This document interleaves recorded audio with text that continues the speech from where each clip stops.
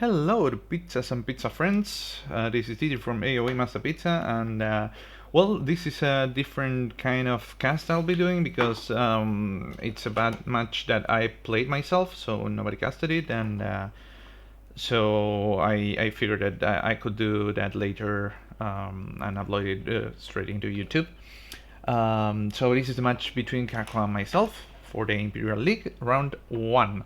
And let's go over the zip draft. So I'll just skip to the end and mention a couple of things that, for example, I was surprised at him banning me Malians. I thought he would ban Goths because I played Goths a couple of times against him and he suffered a lot from them, and yeah, I thought that he will go down that route, but he did not. He banned the Malians. That Malians are great on Nomad. That was my home map, and then Caco's home map was Bali. Actually, picked Berbers, waiting for him to pick Mongols for Bali, but he did not. Then I picked Vietnamese.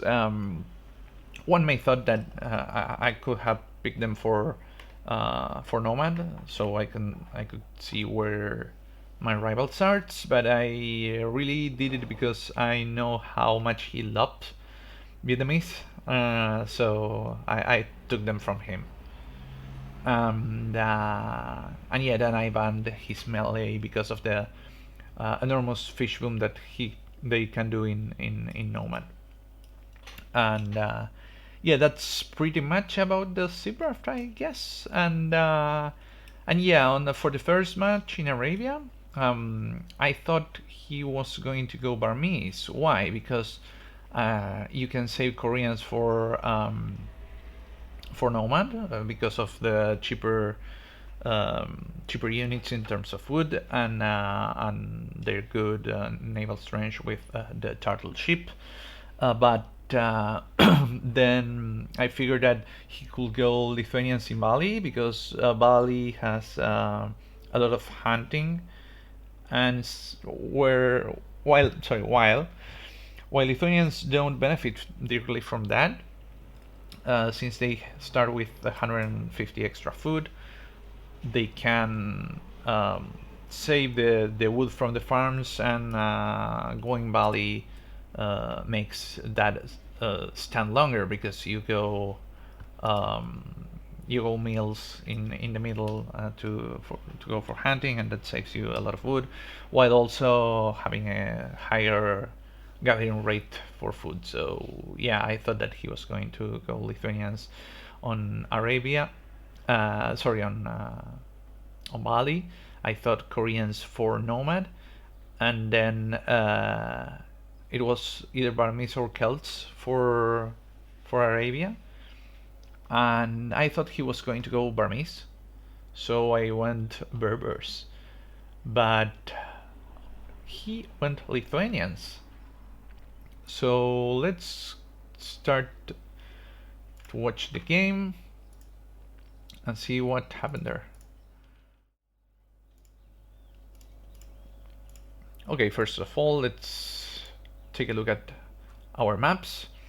So Caco's map, it was pretty decent, and there we see Caco's reaction to me going Berbers. He thought that I was going Goths, and he's surprised by the fact that I didn't. I went to Berbers, and it's a very good counter for Lithuanians, because while Lithuanians have this weird bonus about the knights and ladies benefiting from the relics, having +1 attack for each of them up to 4.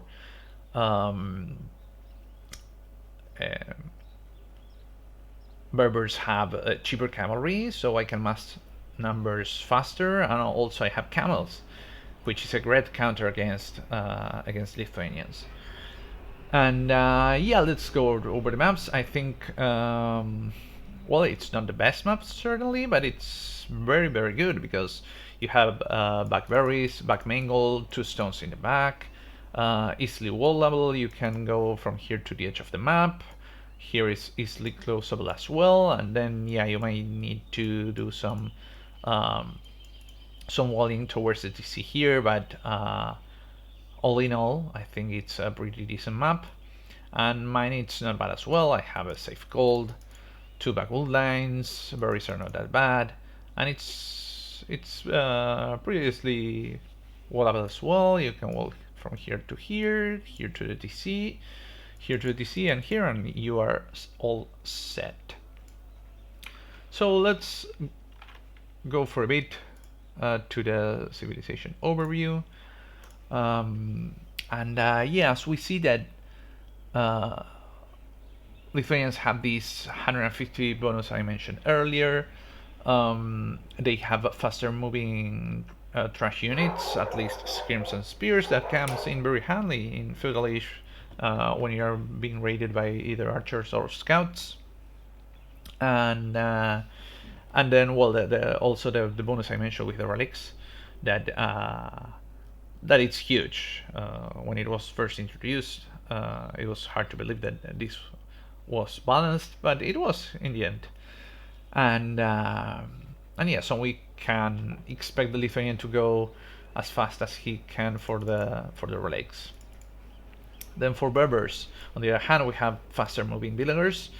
That's great actually in Dark Age, because you take less damage from the boar or elephant or rhino, and also you can flee faster from any rushes you are getting. I don't know if you are getting bothered by your rival's scout or by a rush. You can then get away from them a bit faster than one will do.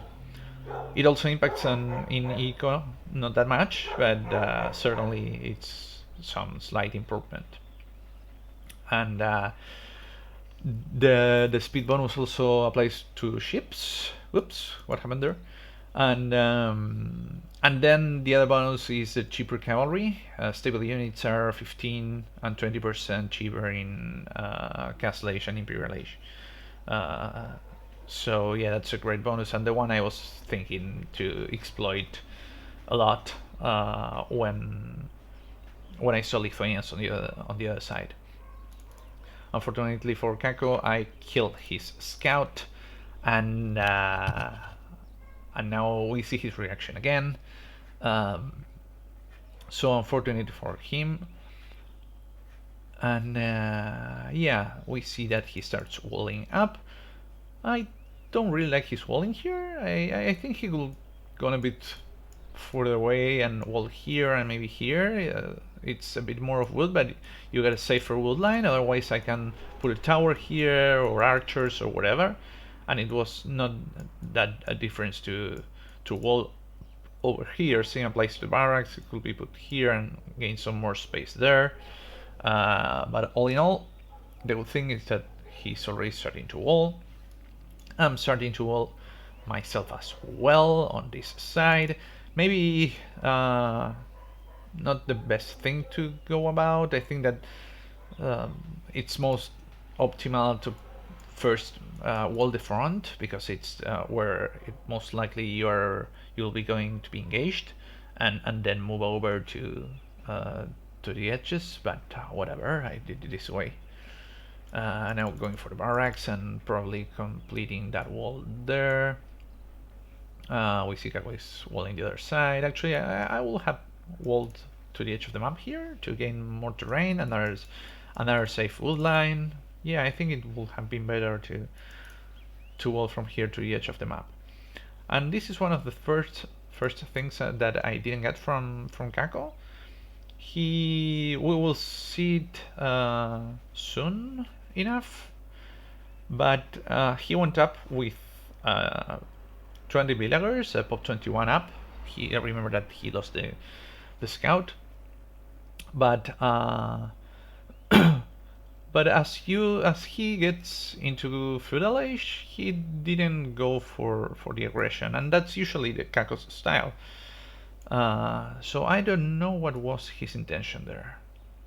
Maybe he saw that I got up first, so he felt in disadvantage and tried to be more defensive.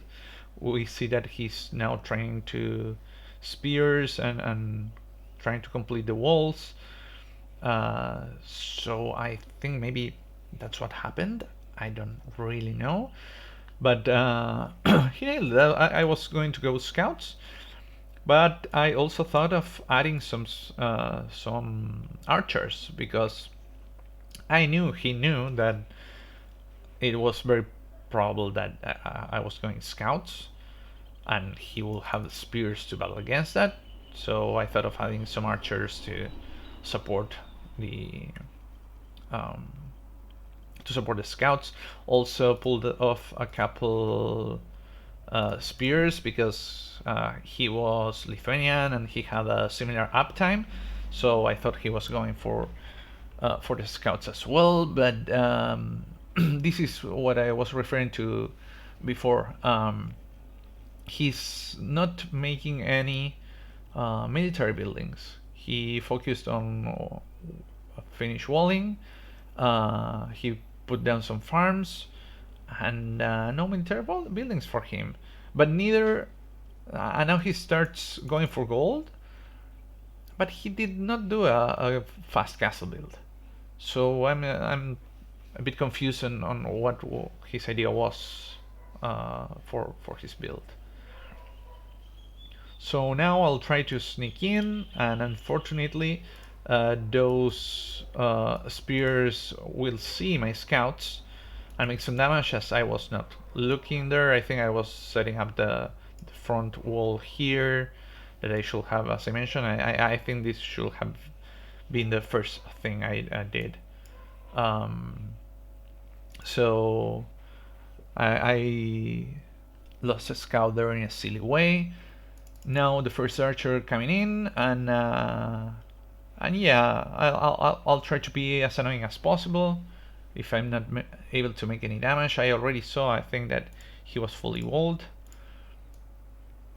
Well, I could imagine, because this I saw it when I was scouting earlier, and yeah, I saw the house here, so yeah, I thought that he was fully walled. Trying to make some damage. Unfortunately, I didn't have the fletching for the archer, but whatever. He finds a safe spot back there. Now the spears going in, good micro. And for now, not much more I could do, until I saw the spears moving forward. Maybe he did not see that I'd stopped attacking there, and he moved forward. So I sent my scouts in, a bit risky, and maybe I should have entered this way, because I would have taken less damage from the DC. But all in all, it worked very well. Now he tries to quick wall, and he missed to quick wall on this side, and I think I'll get some picks. Here I didn't notice that the spears stopped there. I was fully walled at home and didn't worry about them, but it would be nice if I could use the archer to get some kills there. On the other hand, I killed 2 of his builds, not getting the third one. I didn't do a good use of the scouts, I think. It was so unfortunate that I lost one at the beginning, and then, well, I got greedy there in the wood line. But well, I still think I was in good shape, because I was 7 villagers ahead. And now we see that he's putting down the blacksmith market. So yeah, I'm still a bit confused about what his idea was at the beginning. I'm trying to build up now the archer numbers, because I figured that if he was so committed on spears, maybe he will keep on making them, knowing that I'm Berber with cheaper cavalry, and most likely I was going to try mass cavalry. So yeah, when you are a civilization that it's making lots of cavalry against you, one of the common responses to that is full spears, and then once you get into castle age, you add mangles to counter any probably archers that you could find. So yeah, Now adding a stable, so maybe he's thinking about knights. I don't know. I don't really know why he built the range, because he was almost already clicking up when he did so. So I'm not really sure. Maybe he thought that I was going stronger um, with the archers, and thought of making some skirmishers. But yeah, I really don't know. If that was the case and he was going going to click by the time he did, I think that it would have been better to just wait for Castellation and put down a siege worship. Me being annoying again, I picked up another build. It goes for the second stable, though his economy doesn't look like he can afford pumping out knights out of two stables. You should have more people on gold. Like to keep on production in two stables, you need 11 or 12 on gold. But yeah, there he goes. Two knights in the queue. He could have queued a third one. Yeah, there he goes. And I think, yeah, that I have archers here and here now. Yes, with fletching, but yeah, they'll be quickly cleaned up by the knights. There are not many archer numbers, so yeah, I'll lose them all. And did you notice that I shot a villager that was carrying wood here? Okay, remember that, because it will be important later in the game.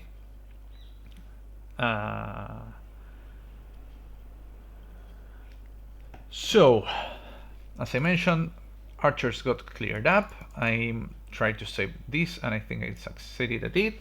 And now he's moving forward with 4 knights on the other side. Since I'm Berber, I was already thinking about that. Put down the second stable, and I'm already training camels. They have 1 upgrade, so does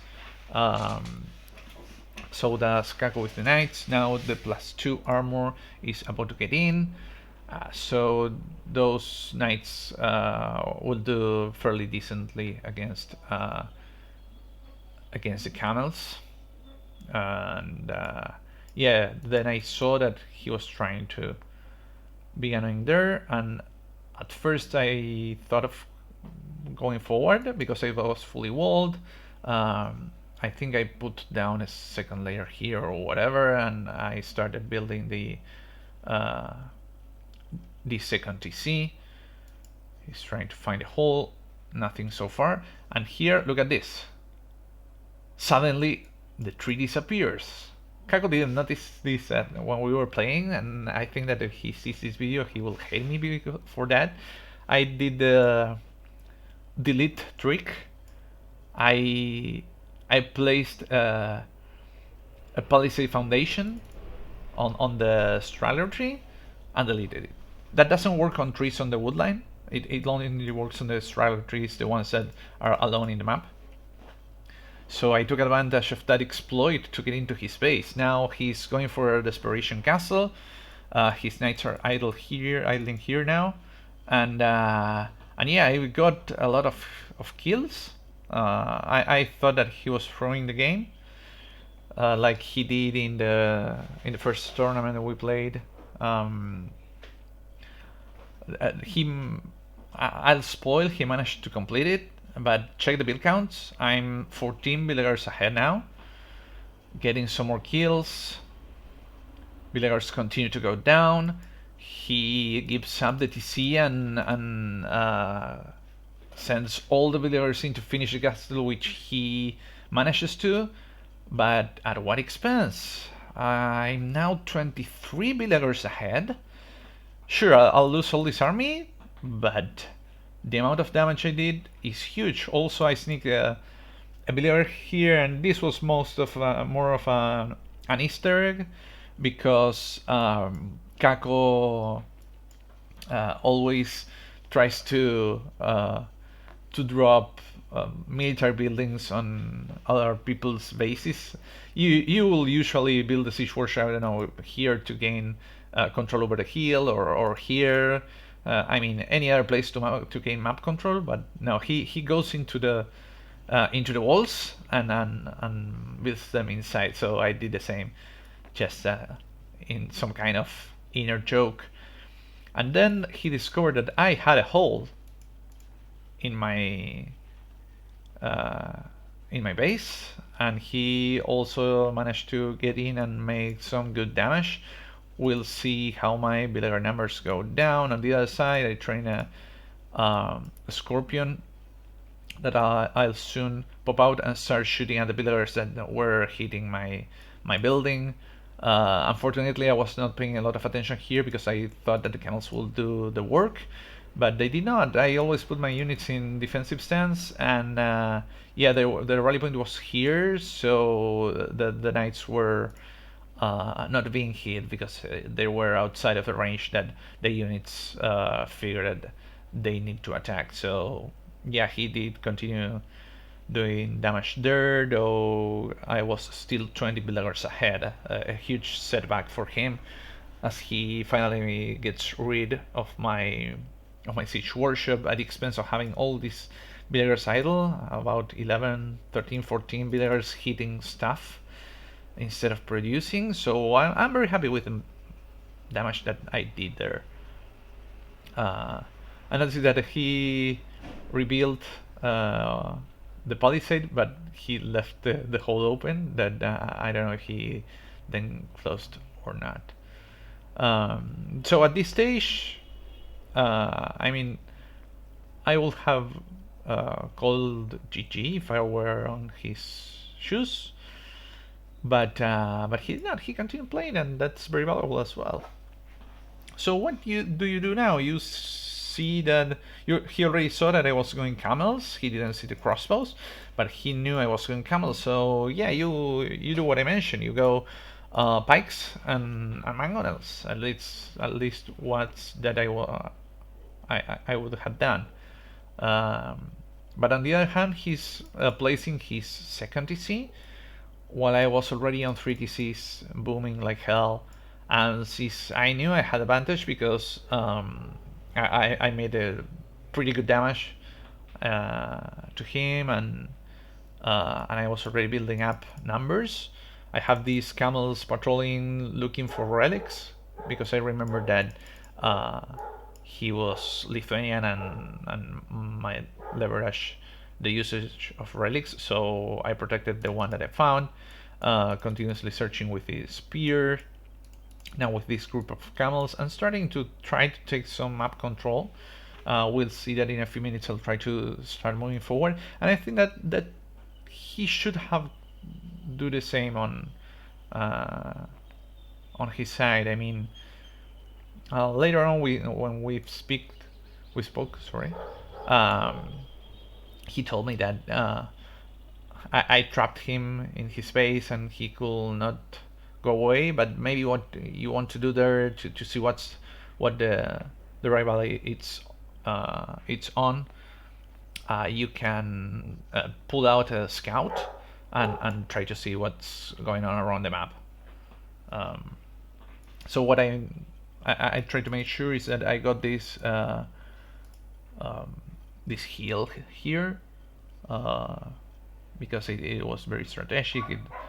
It splits the map in two, and yeah, there goes the third the 30C for him. But yeah, look at the build difference. I'm 34 builds ahead. No, 24. Sorry, and yeah, and I kept that difference for a lot of time during the game. I'm now bombing on 40Cs, so the difference will get a bit higher. And yeah, I took control of this hill. See how I laid the buildings on top of the hill in different spots to avoid him from being able to place a castle. And I think now I'll place a castle of my own there. I also started building houses here because this hill is very close to my base. It's in front of this goal, so I placed a couple of houses here to, I mean, making him not possible to place a castle there, or if he does, that make sure that I was going to spot it, because now the only available spots for the castle are here, here, and here. Maybe well, there as well, but it doesn't make a lot of sense there. So if he put a castle foundation, I will have seen that. So then he went for a defensive castle forward to protect his gold, I presume. And if I recall correctly, then he sent these villagers over this corner to try to get some map control. Though I insisting that I will have sent out a scout to see what was going on, because see that difference in map control is huge, and so is on villager counts. I'm 31 builds ahead. Constantly producing units, making archers out of three ranges, and producing camels out of 3 stables. Now placing another defensive castle here to protect the stone, the gold, all this farming, and the third gold. So yeah, I think that up to this stage, it was full map control for me, and Caco was pretty doomed, because he was also not producing any military. Look here, military 0 for him and 56 on my side. I've already made 16 camels here, plus another 10 here. That's 26 camels plus 26 archers against no military. Now placing another castle there. Maybe it would have been a nice idea to wall here, just to because you can just run through this side, break this palisade, and raid everywhere. But yeah. Then all my spears were scouting over there, and I think they'll get killed by the castle. Yes, they will. At least one of them. He placed the fortress here, and he's now making villagers there too. But yeah, look at this. I'm still 31 villagers ahead, and he was lucky that I didn't spot that TC with my camels. But now, yeah, he started training some bikes, but no sign of siege yet, which is very unfortunate. And to this point stage, he doesn't know about my crossbows, but I think he'll find out now, because he had all the line of sight upgrades. So he saw this, but he knew that he couldn't fight against. So what I was going to do here is gather up all my military and put a castle there to deny that gold. I saw his castle, and I already hit Imperial, so my idea was deny this gold, get out a couple traps, and bring it down. But what I did not see is that he was gaining control here. That's not a very good castle, maybe because, well, it's the edge of the map and it's protecting no resources. But at least he put it on a hill, so that's good for castle. And now he started gathering wood as he sees that I am farming here, and he will soon try to drop another castle there. Or I think it was the other way around, I can't remember exactly now. But yeah, this castle went up, and he can fight because he only has bikes. He still doesn't have a siege warship. He's not producing more military or villagers. He's on 100. He's still 16 villagers below as he starts to build a siege warship. And yeah, I'm producing rams out of those 2 siege warship to help the task of cleaning him up. But yeah, look at 38 camels, 40 crossbows, and about to hit Imperial Age.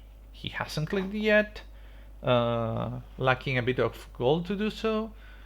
And yeah, here the castle thing already restarted, a bit sloppy from my side. I tried to build a tower or whatever, then I saw this one, and I think I've set a rally point there. Yeah, here they are coming, and I will lose all those villagers as well.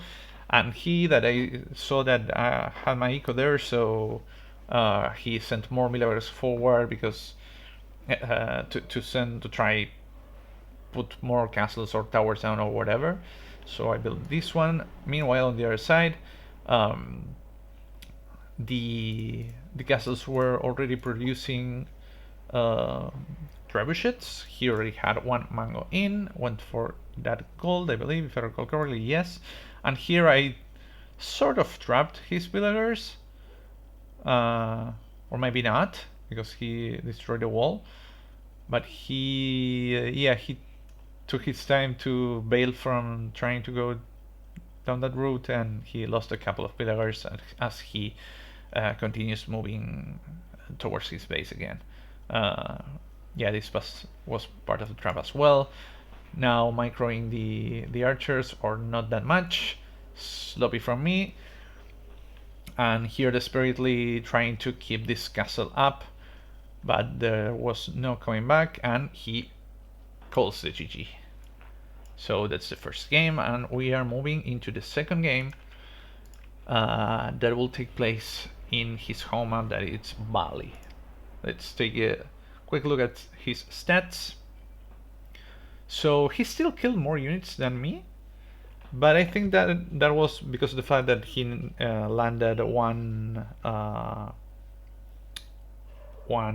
mango shot on my crossbows and managed to kill my archers in feudalage and all that stuff. Plus the riding. The thing is that maybe the 33 units are killed, they were mostly eco. So yeah, that was a setback for him. Yeah, look at this. Largest army, almost 90 against 9. That's a huge difference, and you can see the difference also here in the eco. And yeah, also the explore percentage talks about map control a bit. And yeah, I snapped all the relics to avoid him doing so, so that's an extra 1,000 gold.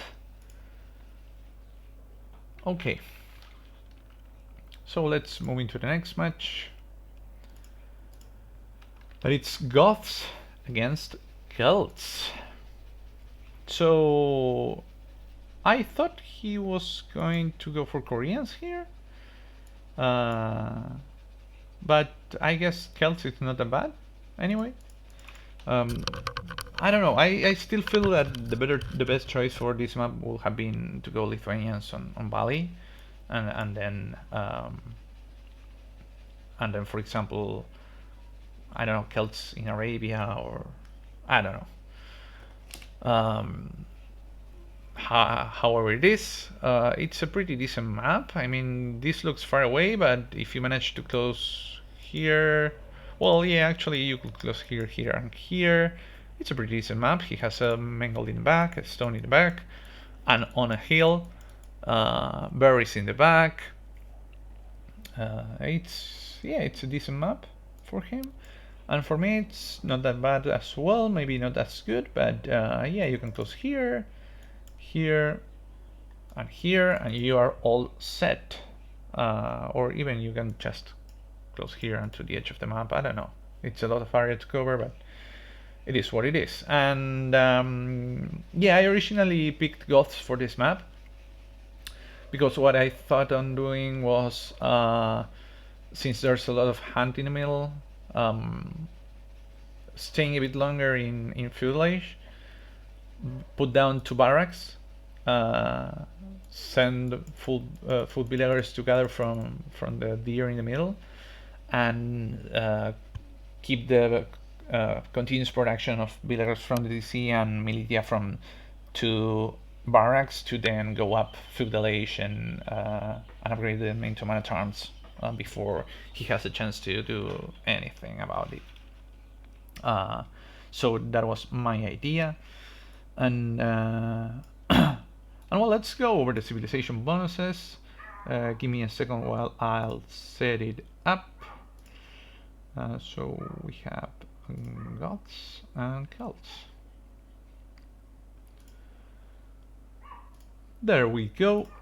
And okay, for Goths have they changed bonuses over time as they've been balanced, and now what we've got is you have instant loom research. So you are in the past, Goths will start with loom already researched. It will need the TC to be up, but they will start with loom, and they now changed it to not to being free, but instant research. So, and I think that's accurate. Otherwise, you could train like 5 militia without carrying a single unit of gold, and yeah, that's kind of unbalanced. Then you got this other bonus that they make more damage to animals that are huntable, to wild animals, and they carry more food from them on each trip. So there you have a slightly better gathering rate. And I think I'll lose this villager. I tried to rush Loom, but it was already too late. I researched it, but the damage was already dealt. And yeah, I lost that one villager there. His start was better. He's one bill ahead now. The other difference is that I've got Loom in because it was instant, but yeah, a setback for me on this match. Okay, continue moving over. Infantry costs 20, 25, 30, and 35% less in Dark Feudal Castle and Imperial Age. So, on top of the other bonus that barracks work 20% faster, units are cheaper. So it's very, very easy to go all in with infantry using Goths. Then, on top of that, infantry has +1, 2, and 3 attack against standard buildings in Feudal Castle and Imperial Age. That's a huge one as well, because you have the faster trained infantry, it's cheaper, and it makes more damage to buildings, so yeah, it's pretty brutal. Then they have an extra 10 population in Imperial Age, so you can have 210 population instead of the usual 200 for standard games. So that's for Goths, and then for Celts, we have the faster moving infantry starting in Feudal Age. Previously, it affected all ages, but they nerfed to be starting on Feudal Age. I think that's good as well. Lumberjacks works 15% faster. That's a good one, because you can put less villagers on wood and start doing other things. And we see that this as the Drash from him cast in. So unfortunate that he loses one, and the other two got heavily injured as I start spamming the militia up to his base. These two will go down very easily, and we'll continue with Celts. They have infantry that fires a bit faster, and then, well, the bonus with the ships that no one understands. The ships are converted if they are on line of sight of a Celt unit, so that's a good one. And here comes my Drush that he thought it was going to be a Drush, but it was going to be an all-in endless spam of militia. Managed to get 2 kills, 1, 2. That's a lot for Drush, and he bails. Yeah, he noticed that it was too big of a difference. Also, his Rush didn't make it to make any damage, and yeah, I was 6 builds ahead already. Good thing for him is that he was already going Feudal Age, but yeah, I was going to harass him as much as I could during the remaining portions of Dark Age, and then into mana terms in Feudal Age. So that completes the series. I try not to be spoiler about what would happen in the matches. I hope I succeeded at it. And Yeah, again, I think here that going rush is a bit tough, depending on the level you are. Maybe that's something you should train a lot, because if you commit one mistake, like he did here with his militia, you lose all the militia to enemies TC or whatever else, and it's somewhat big investment that you thrown away. Have in mind that for non-Goth civilizations, training through militia means 180 food, so that, of course, that will slow down your feudal age time, and so yeah, you need to be able to micro them well, or at least macro them well. Uh, so unfortunate from his side. What I would have done on his shoes, it's I would have walled myself up, trying to defend from any rush I could potentially do. Go fast castle, put down 2 siege warships, and try to keep on productions from mainly Scorps and some Mangles uh, to help with their task. That is a good counter, will have been a good counter against Goths. But unfortunately, yeah, it was a very short match, and the series finished quite early. Um, and that was it for me and Caco. So I hope you guys enjoyed, and yeah, we'll see you next time.